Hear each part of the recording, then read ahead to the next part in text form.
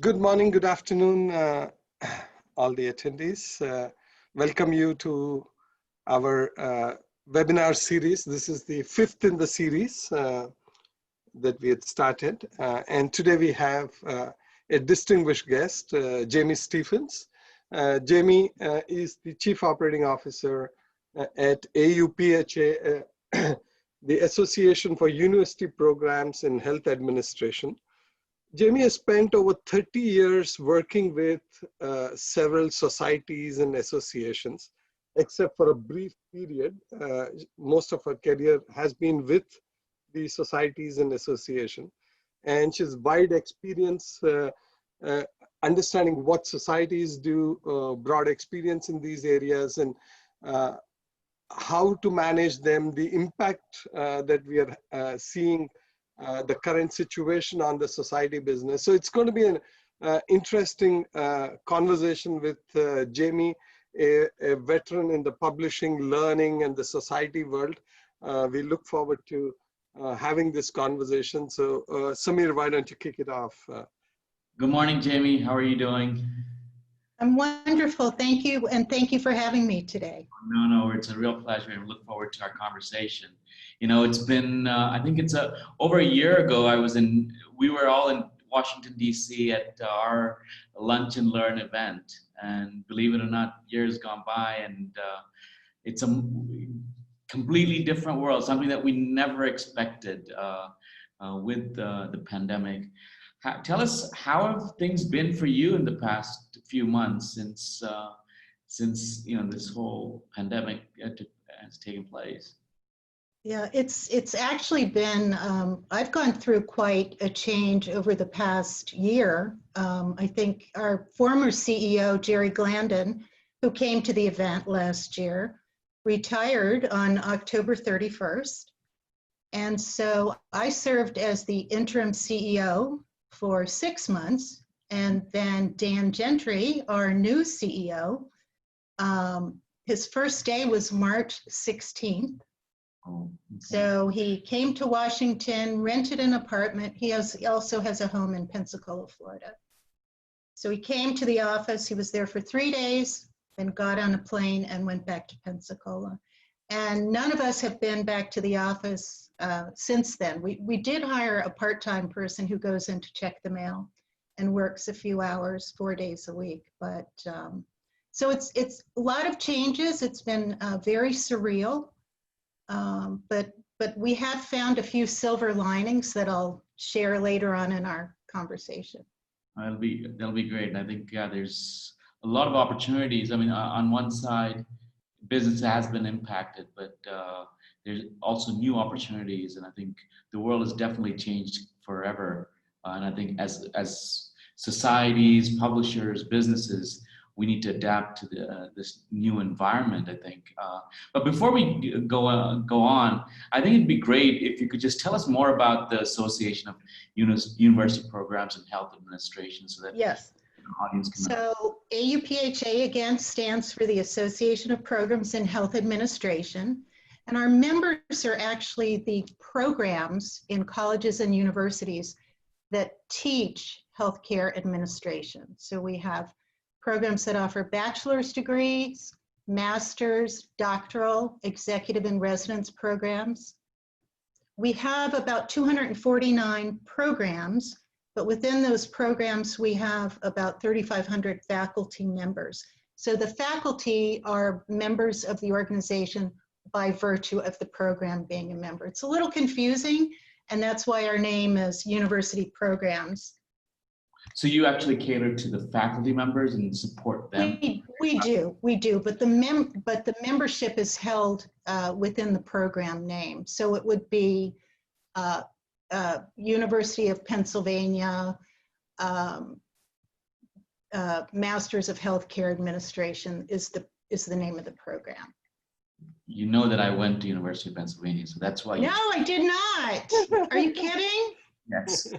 Well, not to the health administration program, but to the Wharton School. So it's a very impressive program. So I think I'll go play the lottery later today. Yeah, but in health administration, I mean, I think the pandemic has had a massive impact. What do you think the changes in health administration, and how do you see that impact in that space, and how do you think it'll evolve over the next few years because of the pandemic? Well, first of all, the largest change has been that our programs, for the most part, many of them will be teaching only remotely starting this fall. Some of the schools have already opened, and those who have not offered hybrid or distance learning in the past have had to pivot. There's that word that we hear all the time these days, to distance learning. So that's the first change within the programs. And I think with,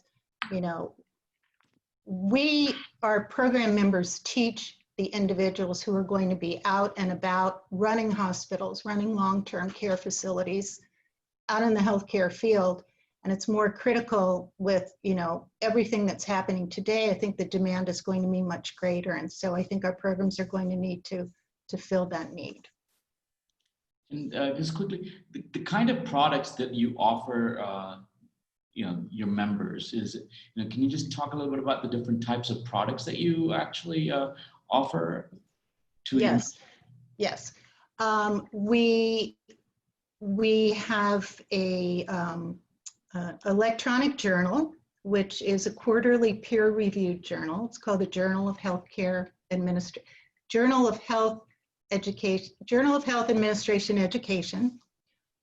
We also have another publication. It's called The Exchange, that comes out about 8 to 9 times a year. And that's more of what's happening within the association itself. We have an education program. We have an annual meeting that was supposed to have been held in Salt Lake City this past June. And we shifted and had our meeting virtually over a period of 6 weeks, which was quite an experience. And if anybody's interested in hearing more details about that, I'll be happy to share. It was made for a very long summer, but it was very successful. We also have an online community. It's powered by Higher Logic. It's the same platform that ASAE uses for their chats. So we have 16 faculty forums, and within the communities, there's an opportunity for people to connect one-on-one, to connect, to have longer and larger conversations focused on those 16 different areas. I talked about the annual meeting. We also have 2 other meetings held each year. One focuses on undergraduate education and the other on more focus for graduates programs, but everybody is open to attend all 3 of the meetings that we currently hold. Great.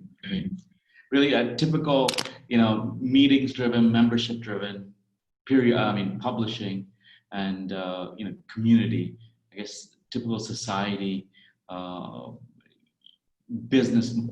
On one side, a business model, but really empowering members to enrich themselves and better themselves in their space. So. Exactly. One of the things that we are actually in the process of finalizing right now is our new strategic plan. Mm-hmm. And I'll be attending a board meeting this afternoon, virtual, of course, on Zoom, and we'll be finalizing that. But several of the new initiatives in that strategic plan are involved with obviously enhancing the member value proposition. And so we're going to be implementing a lot of new things over the next couple of years. And one is going to be something that's called the Art of Teaching Institute. So that's very exciting. One of the things that we've learned over the past couple of months is how hungry our members are for information, even more so in this time. So it's an exciting time. Yeah, great. Kotesh, you want to ask a few more questions? Yeah. So,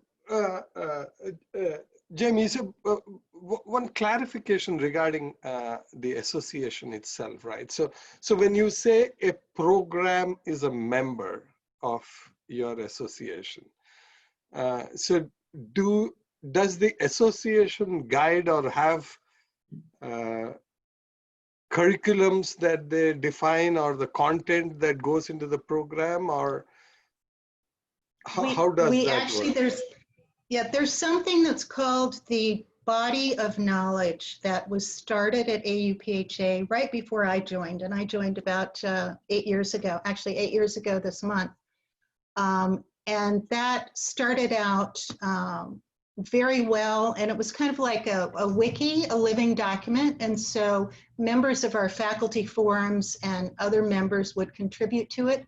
And then it just kind of died on the vine, unfortunately. I don't know if it was that, you know, a lot of times people will get very excited about an initiative and then life gets in the way, and, you know, remember, these are all volunteers, of course. So one of the pillars in our strategic plan is to revive that body of knowledge, and that will contain best practices and curriculum information. Okay. But no, currently, no, we do not. That is determined within the programs themselves. Okay. And you know, the not-for-profit organizations, especially societies, associations, they do such a great service to the society in general, right? In terms of bringing expertise, bringing programs, promoting, you know, the real knowledge, and not the fake news, right? So having said that, with this new normal, how are you seeing societies in general adopting?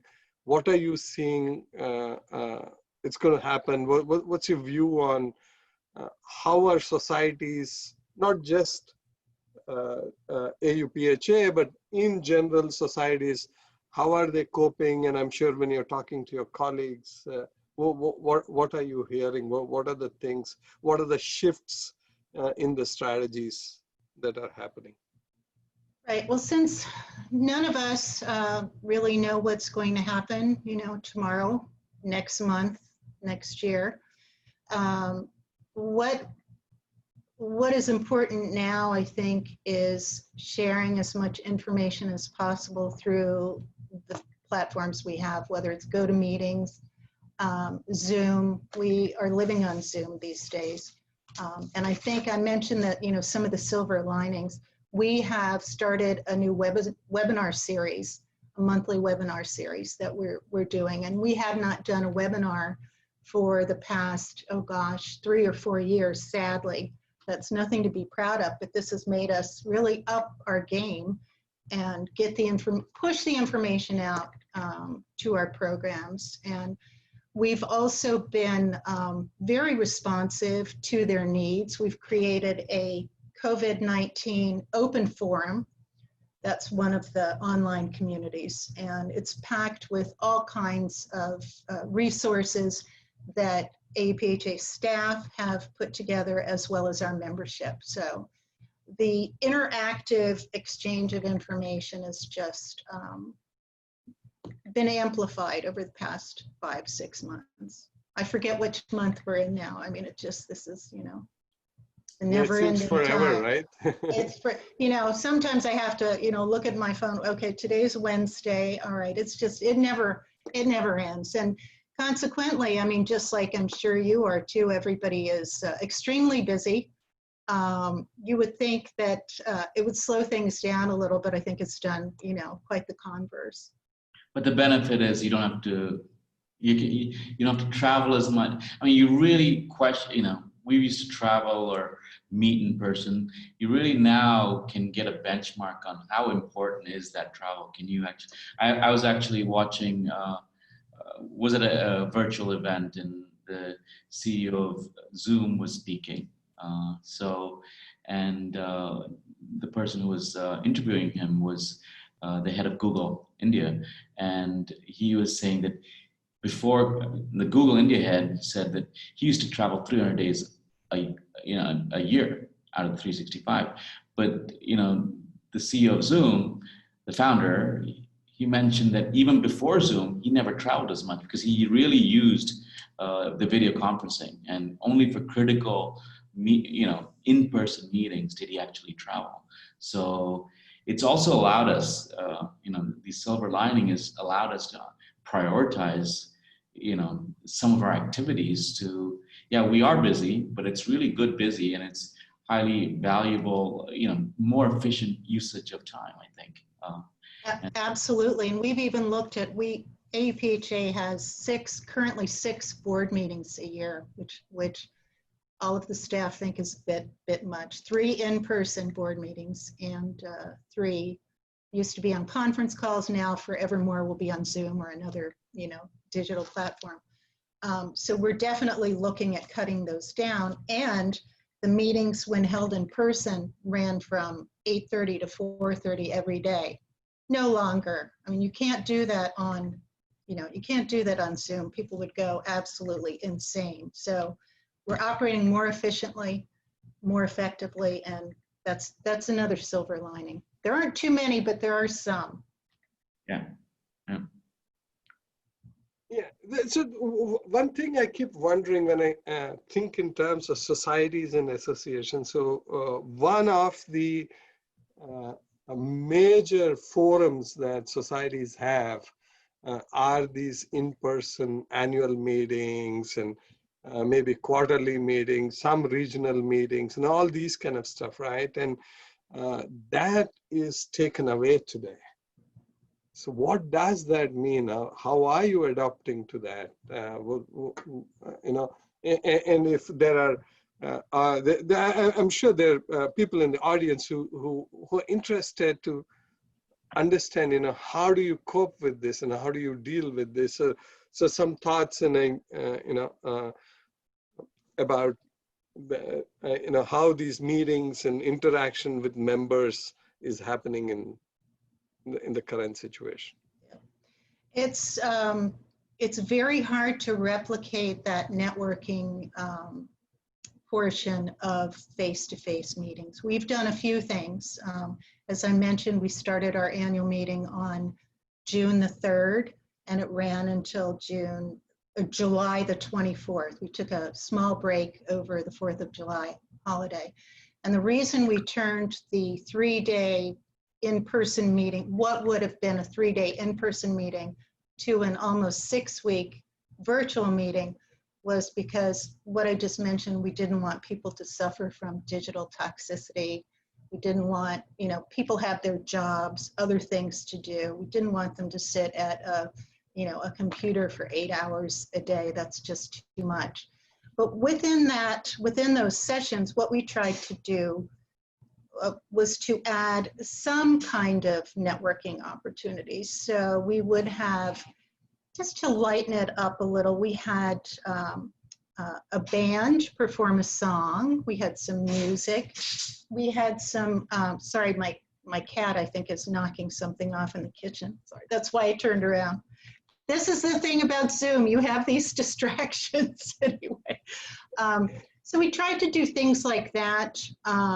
You know, some of the things, I think everybody knows that the ASAE annual meeting is currently going on. Today is the 3rd day of the 3-day meeting, and they have done a fantastic job of pivoting to a virtual format. They've got music, they've got entertainment. You really, you know, it doesn't quite feel like Las Vegas, but they have put a lot of work into making this feel as close to being there in person as you can now. One of the big things about the ASAE annual meeting is that they have a very large exhibit of vendors, hospitality partners, cities, and I think it's hard to, or at least it has been for me, to feel like you just don't feel the same. You're going into a virtual booth, but there are no margarita samples from San Antonio. And I mean, these are the things that you miss, and the opportunity to see people that you haven't seen since the last year, you know. So I think as this continues on, and even if we do get a vaccine shortly, I think we're going to be meeting this way for a while, and I think we'll learn other ways to add, you know, that component to the meeting. But these are baby steps, and I think everybody's just learning. I think ASAE has done a very good job, but they also have very deep pockets. And we set everything up on our meeting over Zoom. So we did not pay anything other than the monthly Zoom cost. So. You mentioned that you took the 3-day event, your event, and you said 6 weeks. Did I get that right? Yes, and I will tell you how that was so. So we have educational sessions that are held concurrently. So when people meet at our annual meeting in person, they're forced to choose which sessions during which time period they'll attend. This way, we didn't have any concurrent sessions. We offered, each session individually, and that's why and only 1 or 2 a day, so people could work or do whatever they needed to do, and wouldn't have to sit at their computer all day long. So we really drew it out. And how was your participation when it was there last year and the years before, and comparing it to the online version? Yeah. So for our plenary sessions, the keynote sessions, last year we met in New Orleans, and we had a record-breaking attendance, almost 400 people. Our meeting normally draws around 350. It's a pretty small meeting. This year at the plenaries, we had around 150, 160. So I think it was very respectable. We also recorded every single session.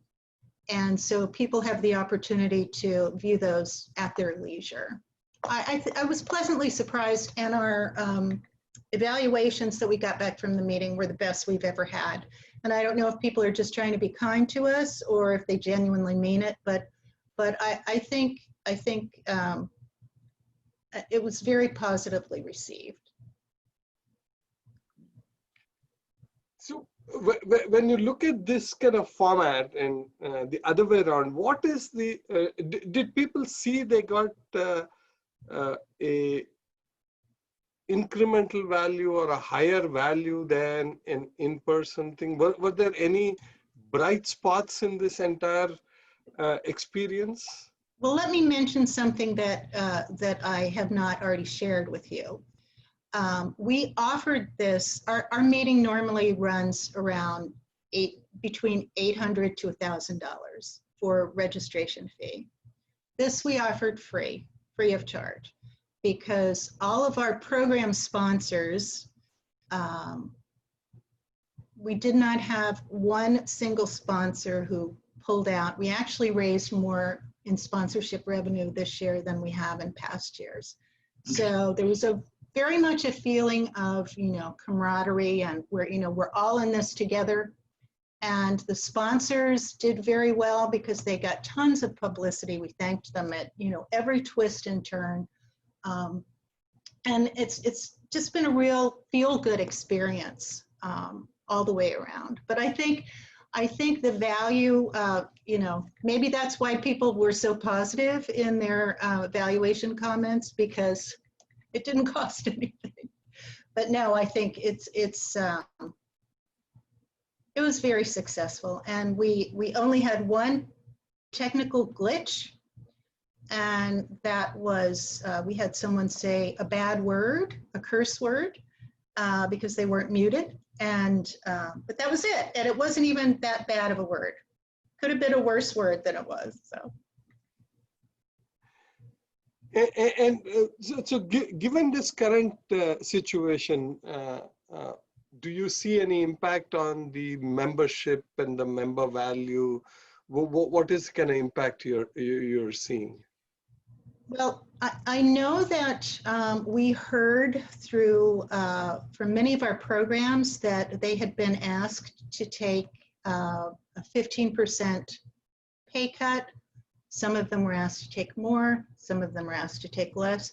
So we made a decision early on, back in early April, that we would cut our dues for fiscal year 2021 by 15%. So we've already done that. We sent the news out so that people know that. They were very grateful. Our fiscal year is on a calendar year, so we don't actually know, how that's all going to roll out, but I can tell you that over the past 5-6 months, we've still continued to get some new members without doing any aggressive recruiting. Okay. So, but I'm sure we'll have some programs that are not able to renew for financial reasons. Our dues are fairly pricey. There's a range, but they're, you know, from $3,000 to $5,000-6,000, depending on the number of students enrolled in a program. So Okay. you talked about, I mean, the dues, you gave a discount, the annual event, which is also another big revenue generator. You've given it, offered it for free, but you had the sponsors. What has been the COVID hit for your organization? If you know, regularly, has it been where you know, has it been flat or is it actually lower? And how is that impacting your the overall running of the organization or your budget? Yeah, that's a great question. So actually, we started out by when we became aware of the forgivable SBA, the grant through the SBA. We applied for that and we got $6,000. And then we applied for the payroll protection program and we were approved for that. I think we got a little over $100,000. AUPHA has a very, very healthy reserve fund too. We've actually been told and are aware that it's overly healthy. So we were fortunate that we're able to, we did not get rid of any staff. We actually hired the part-time person I referred to earlier. We're in good shape. And because we did not have the annual meeting, we were able to recoup all of those expenses, our audiovisual, our food and beverage for the hotel. And we were also fortunate that our hotel in Salt Lake City let us out of the contract without even requiring that we, you know, reschedule a meeting in Salt Lake City, which we actually ended up doing. We're going there in 2022 because people were really looking forward to being in Salt Lake City. So we're in good shape. One thing I will tell you, and this has been a real eye-opener, I applied for, of course, for our annual meeting and other meetings, we have convention cancellation insurance policy.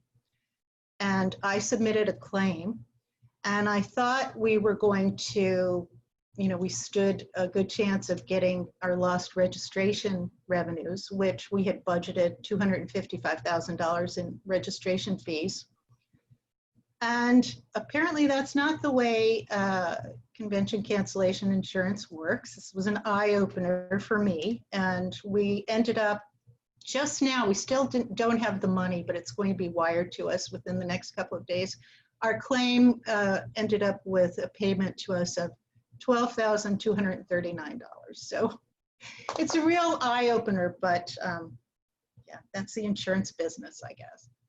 But it's interesting, all these different pieces. But I think as a small society, that's one is a healthy balance sheet and managed really, really well, right? And I think you talked about you know, a lot of digital pieces now. It's you know, more webinars in the webinar series and the body language. I think what we're seeing with a lot of our customers and in this whole post-pandemic, post as well as current, is digital is just coming to the forefront. That's the only thing that people can do. And there's, you know, and you in your conversation today, you just talked about all these new things that you are putting together, but it's all digital, right? Exactly. So the challenge of actually running those things, how are you, you know, are you looking at partners? How are you, you know, thinking of operating? On one side, you can operate, you know, smaller pieces with maybe either free software or, you know, getting it off the ground. But where do you see you managing it as a business with, you know, running it efficiently in terms of technology, in terms of innovation? How do you think you're going to manage that? What are you doing right now, and what do you think how you'd manage it in the future?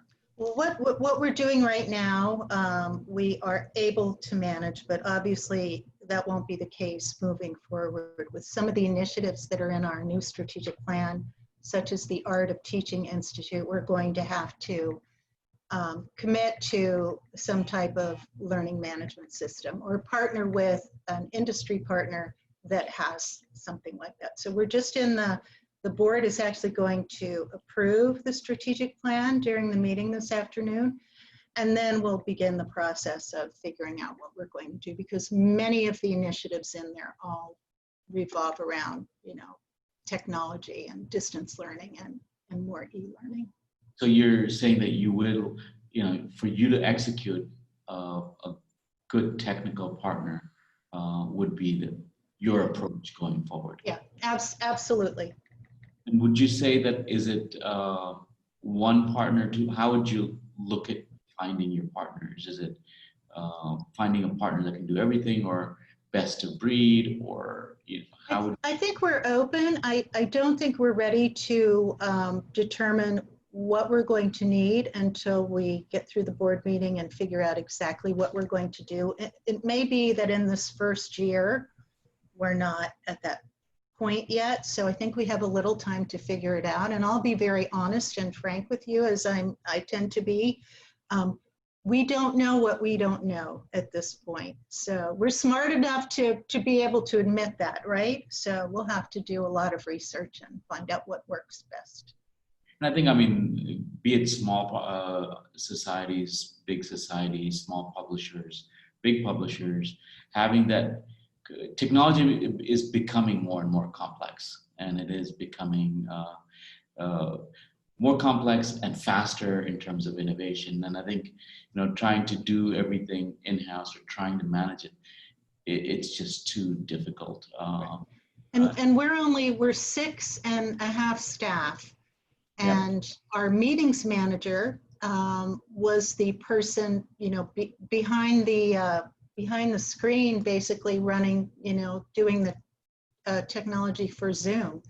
We were, some of us, and I'll admit that I was one of them, just, I never wanted to be on Zoom, and I just, I was Zoom adverse before, and now it's like, this is my life on Zoom. So we do not have we use Delcor. I don't know if you're familiar with them. They're our technology provider, but we don't have an in-house technology person. And Jason, the meetings manager, he's kind of become the de facto person, and that's just not going to work with some of these, initiatives. Although he did a fabulous job, and as I said, the only glitch was the one word, and that was, he couldn't control it. But yeah, so we will need some help. Yeah. Great. So I think, talked about technology, and we do have a lot of publishers who are in the audience, and actually who are with, looking at content delivery. AUPHA as a publisher, maybe can you just talk about your publishing program, your products, your publishing program first, and then we can dive into... Yes. So I mentioned the journal earlier, which is published quarterly, and that's hosted on the Ingenta platform. Okay. It used to be a printed publication until about 10 years ago, and that was before my time. So I think you were asking about, how was the transition, and I can't answer that because it's always been electronic since I came on. We have the exchange, which we do and send out through MemberSuite, which is our database. And then we have a publishing partner, which is Health Administration Press, and they are part of ACHE's foundation, and that's the American College of Healthcare Executives. And they're one of our, ACHE is one of our corporate partners. We work very closely with them. Mm-hmm. But the agreement isn't, it's a little bit convoluted because they don't publish, HAP does not publish anything for AUPHA.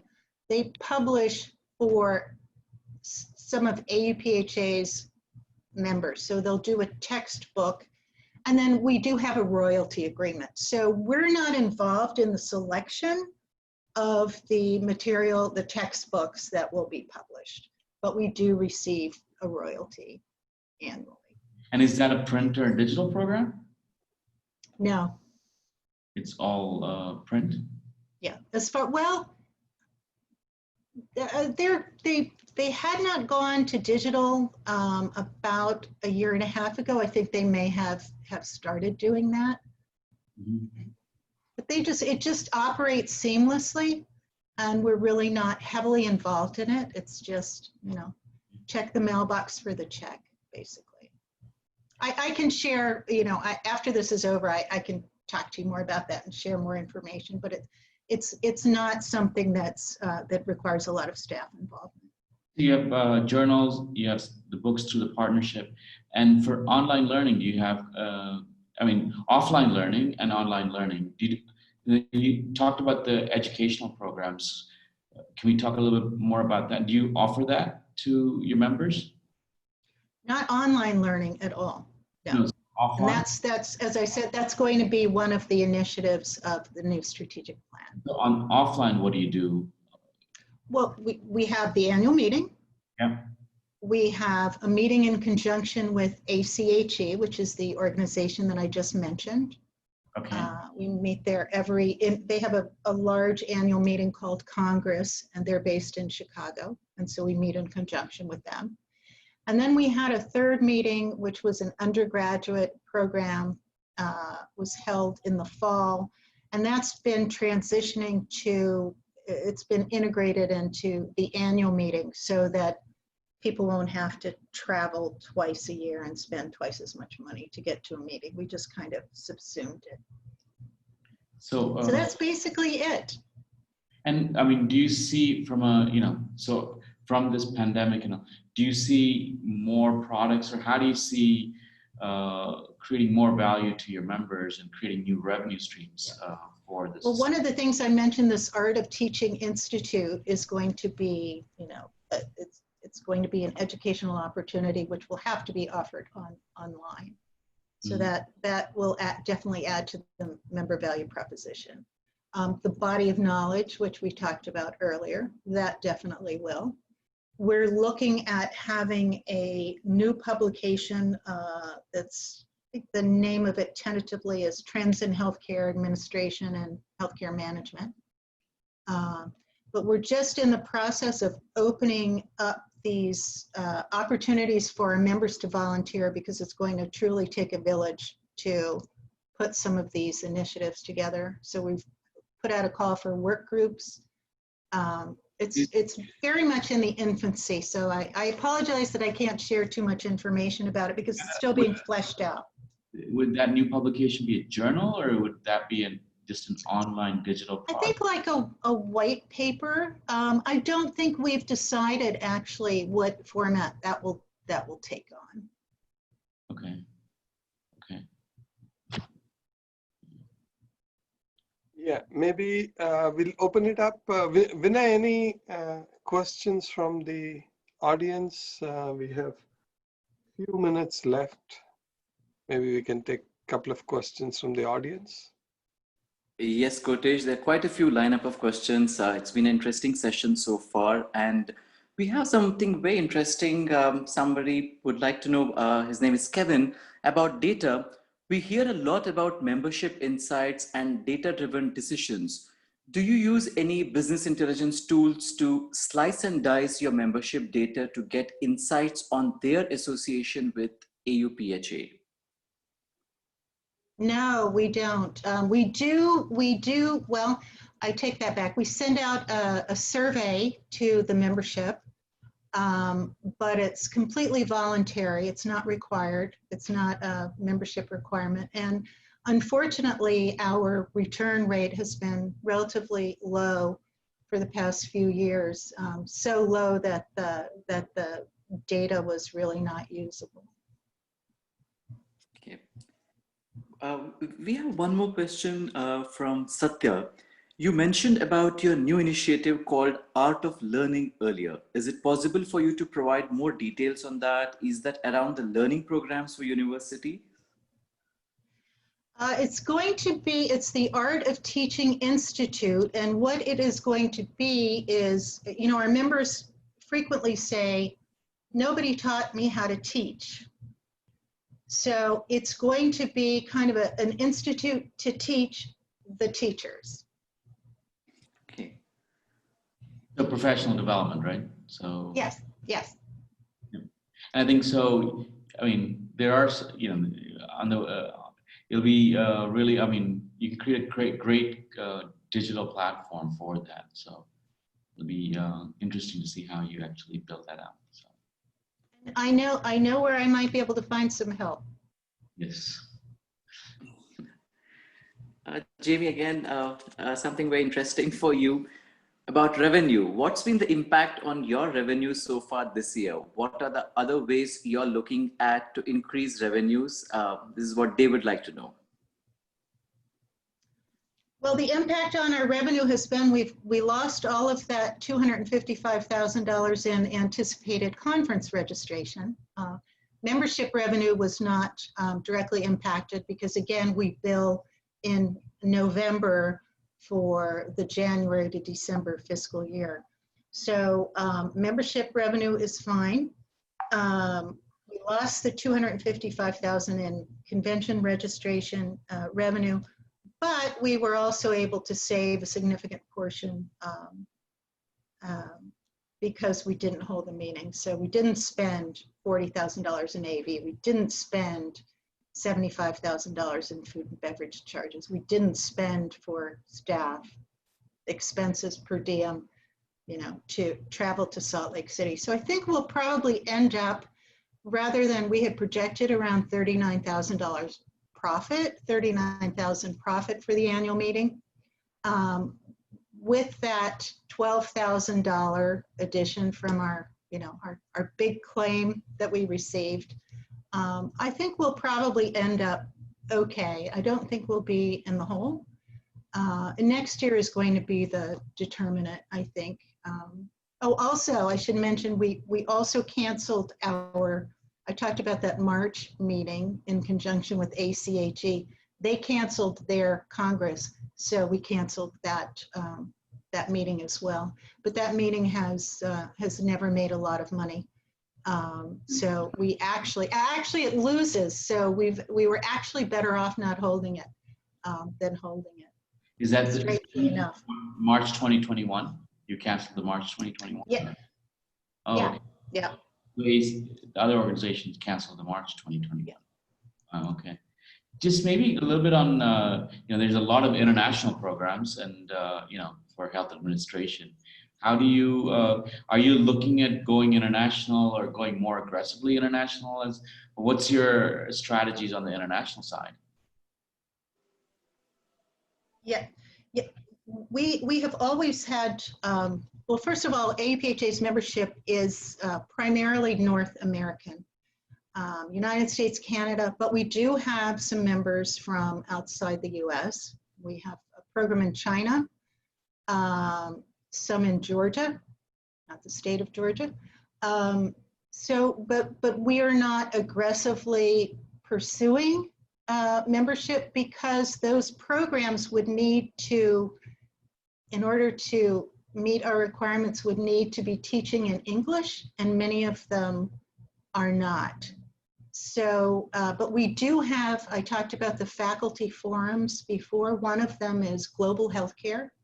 They're very active. We have a global component of our annual meeting, the Global Symposium. Mm-hmm. And we have a global committee of the board. So there's definitely representation there, but it's not an aggressive. We're not trying to add the universe to our program roster. Great, great. I think, I mean, you should definitely look, I mean, in India, most of the medical, the mode of language of teaching is English, and there's a lot of healthcare programs, health administration programs. So, well, send me some prospects. We definitely will. I think okay. We will work on that. So, yeah. Excellent. Vinay, any more questions? We kind of. Yes. Yes, we have a couple of them more, Kotesh.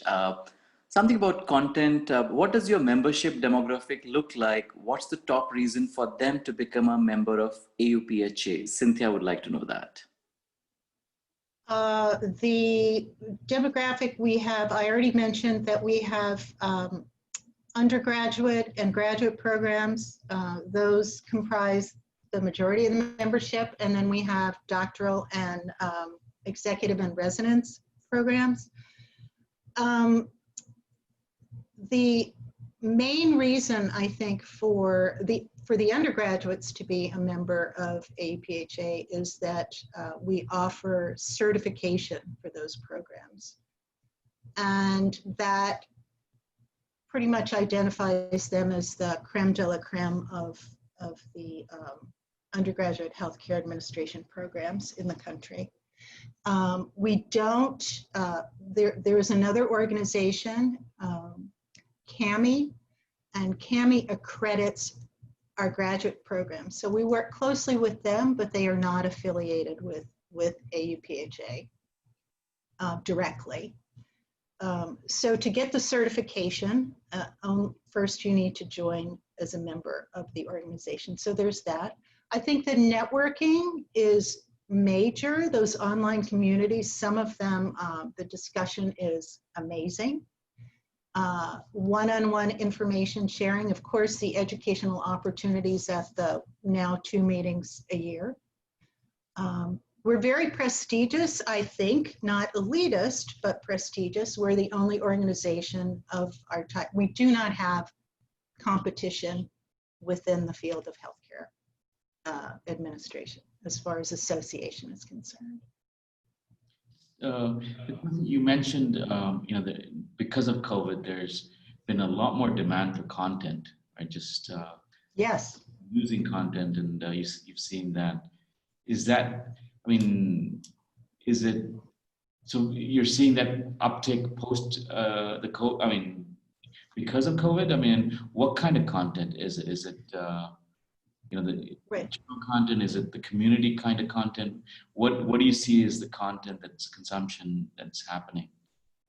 I mentioned earlier that when what's driving that, do you think? So what is the type of content and what is driving it, do you think? Case studies, teaching tools and tips, a lot of information on how to teach over Zoom. Just programs sharing what they've learned during the past 5-6 months and other resources that they've gathered. A lot of our programs put out a daily COVID, not really an update, but I guess it is an update. It's every day, just what's happening within that particular area. I know Tulane does a really good job with their communications. Johns Hopkins has a wonderful communication that they send out. And so they're just sharing that with us to make, it's just to make it easy for people to go to just one place to get any information that they need. So it's a variety of material.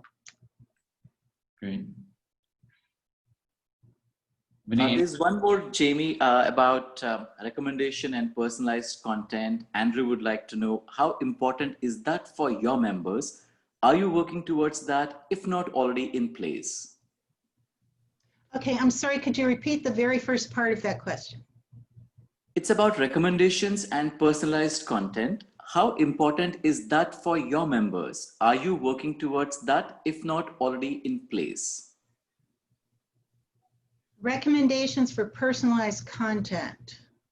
I'm not sure I understand what is meant by that. If I could have a little more information, I'll try. I believe the answer is no. Okay. I guess also do you have tools to actually personalize the content for individual like programs so that it's more appropriate for you? Right? Is that something that you would see happening? And I think that is, we're seeing, I mean, if you take YouTube channel or Netflix, my Netflix is somewhat different than yours because it will base the recommendations and actually throw up based on I think that sounds like something we would probably like to do, but it's not on the table at this point. Might come out of, further strategic plan discussions. It sounds like it might be something that, would fit in there. And your strategic plan, is it a 5-year, 10, what's the? It's 3, but I think some of the pillars will continue on after that. So it's 3 technically, but probably 3 to 5. So it's a good time post-COVID to really get that next wave of transformation for your society. Right. And we've been very lucky because we started working on this with a facilitator at our annual meeting in New Orleans in June of 2019. So the timing has worked out well for us. Great. So Jamie, there's one last question from the audience. I think it's more of a generic question, which I think it can be addressed by all the 3 of you. With remote working, Zoom fatigue, how are you managing staff and keeping the morale high? Are you seeing any difficulties in that area?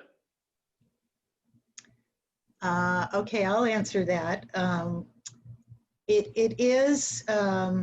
There is such a thing as Zoom fatigue and digital toxicity, definitely.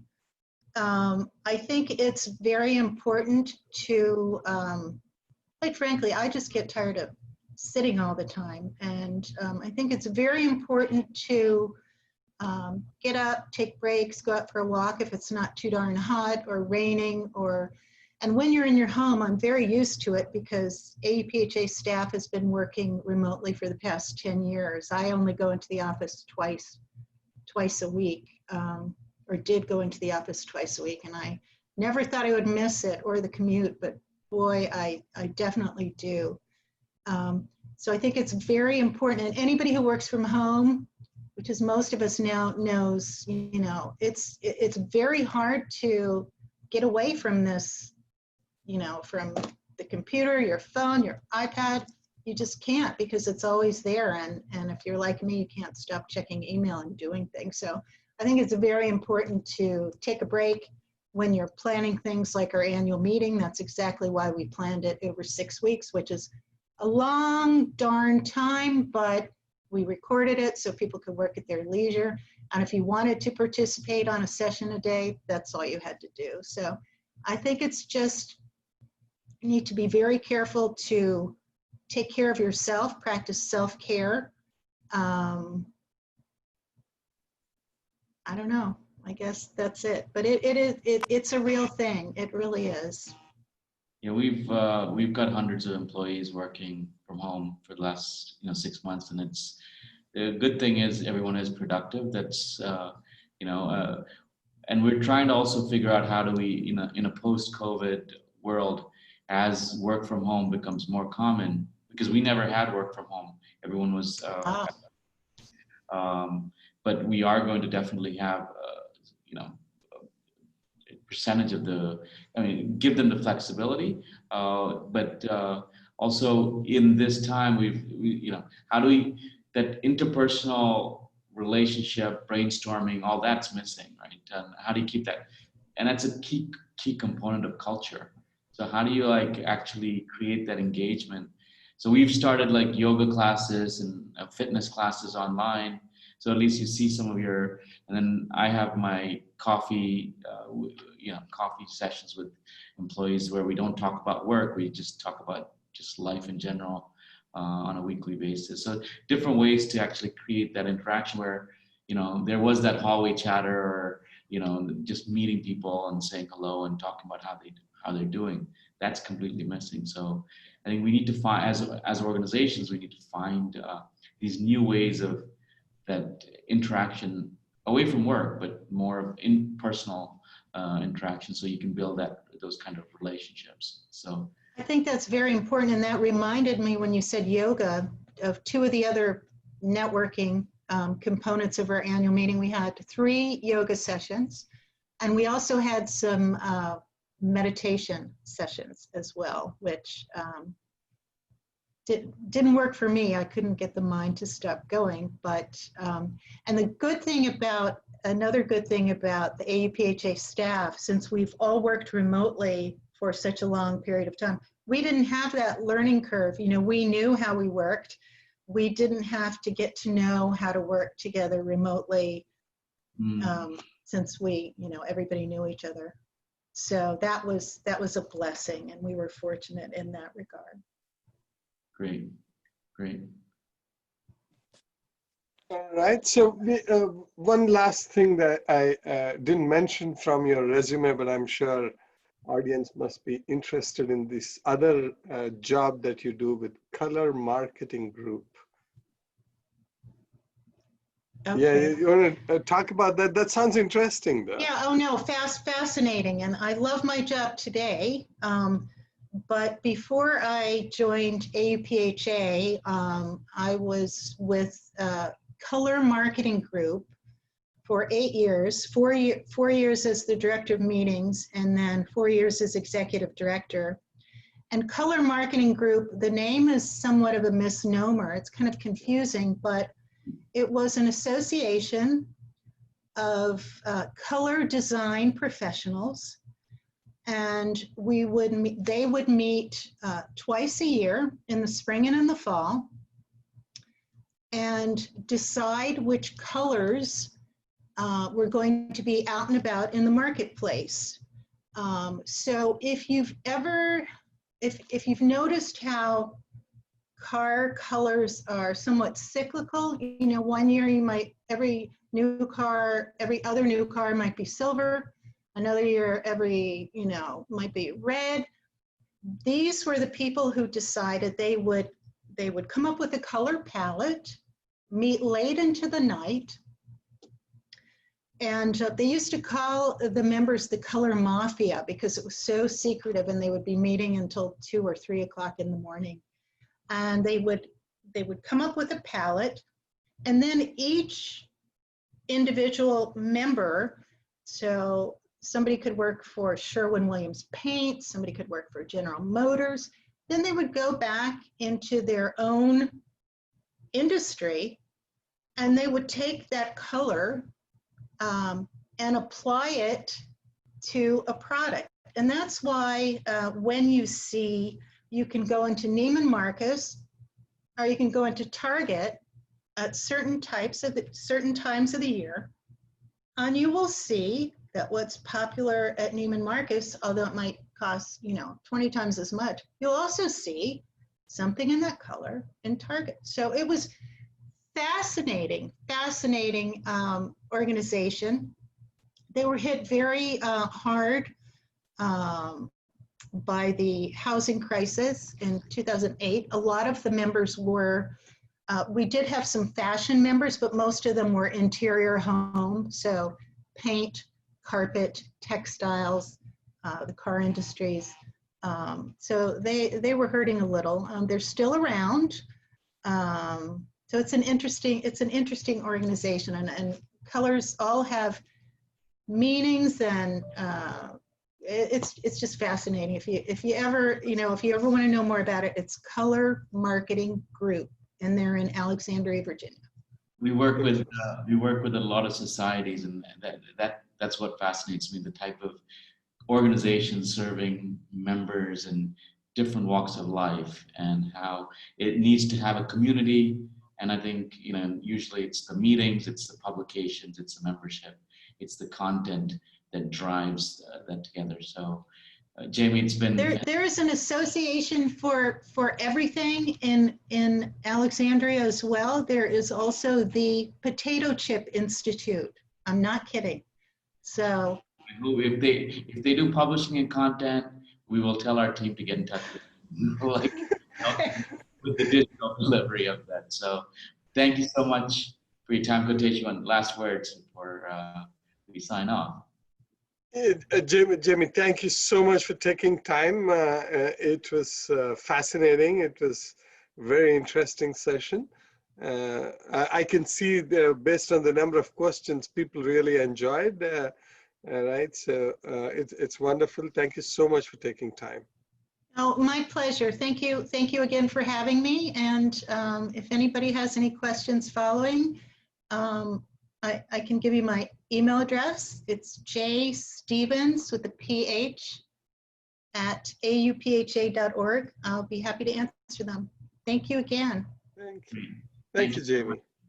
Thank you, Kotesh, Sameer, and Jamie. And thank you to all our participants who had logged in. Many more webinars lined up later in August. Looking forward for that too. Thank you once again. Thank you. Bye, everyone. Bye.